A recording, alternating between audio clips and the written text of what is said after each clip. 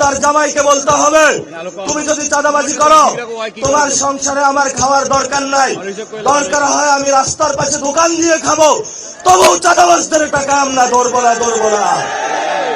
এবারের আন্দোলনে আমরা বলবো, যারা চাঁদাবাজি করেন, সন্ত্রাসী করেন, দুর্নীতি করেন, আল্লাহর রাস্তায় আপনারা দূরে থাকবেন।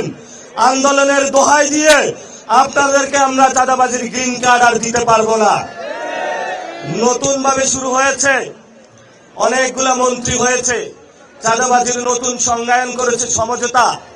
তারা আওয়ামী লীগের সাথে সমঝোতা করে, চাঁদাবাজির সাথেও সমঝোতা করে, সন্ত্রাসের সাথেও সমঝোতা করে, দুর্নীতির সাথেও সমঝোতা করে, ভারতের সাথেও সমঝোতা করে, আওয়ামী লীগের সাথেও সমঝোতা করে। এই নব্য সমঝোতাকারীদের আমাদের বয়কট করতে হবে ইনশাআল্লাহ। আমাদেরকে কথা বললে কথা বলেন নাকি তাদের চুলকানি শুরু হয়ে যায়। নাসিরউদ্দিন পাটোয়ারি এমনি ভালো, শুধু বিএনপি সম্পর্কে না বললেই তার হইল। আরে ভাই, আমি বিএনপি নিয়ে বলতে চাই না, আমি চাঁদাবাজদের নিয়ে বলতে চাই, সন্ত্রাস নিয়ে বলতে চাই, দুর্নীতি নিয়ে বলতে চাই। যদি তোমার দলে এগুলা থাকে দ্রুত তাদেরকে বের করেন, না হলে আজকে যেমন মানুষ বলছে আব্বাস চাঁদাবাজ, কালকে বলবে বিএনপি চাঁদাবাজ।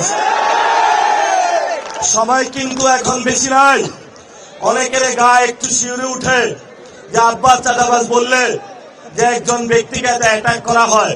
এটা কোনো ব্যক্তি আব্বাস না, এটা পুরো বাংলাদেশের তাদের চিত্র ফুটে উঠে একটা ব্যক্তির মধ্যে দিয়ে। এই জন্য দ্রুত এগুলা বন্ধ করেন।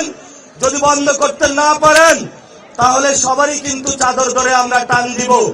যেখানে লেখা আছে চাঁদাবাজ, সন্ত্রাস, দুর্নীতি, সেখানে আমাদের শক্ত লড়াই হবে। আপনারা ঘরের দেওয়ালে, মার্কেটে, বিভিন্ন জায়গায় লিখে রাখবেন, চাঁদাবাজদের বয়কট করুন। এখানে চাঁদাবাজের প্রবেশাধিকার নিষিদ্ধ, সামাজিকভাবে তাদেরকে বয়কট করতে হবে। মসজিদের মিম্বার থেকে খুতবা দিতে হবে, ক্লাস থেকে টিচার ঘোষণা করতে হবে। তোমরা যারা চাঁদাবাজ আছো, স্টুডেন্ট যারা রয়েছেন, বলতে হবে বাবা যদি তুমি চাঁদাবাজি করো তোমার ইনকাম আমার দরকার নাই, তুমি এই ঘরে আর আসবা না।